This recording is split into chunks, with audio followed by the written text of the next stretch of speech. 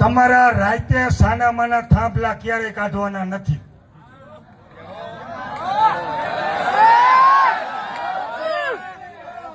તમને કઈ વગાડીને જાણ કરીને જો થાંભલા ન કાઢી તો ખેડૂતની માતાઓનું ધાવણ લાગે પાવન.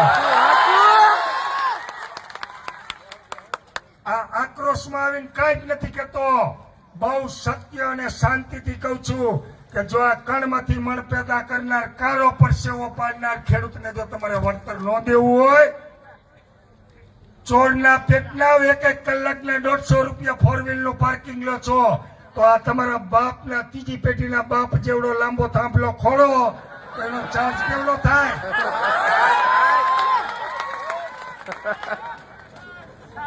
ગાંધીગીરી સમજમાં ન આવે તો આવનારા સમયમાં સરદારગીરી બતાવશું ને બતાવશું.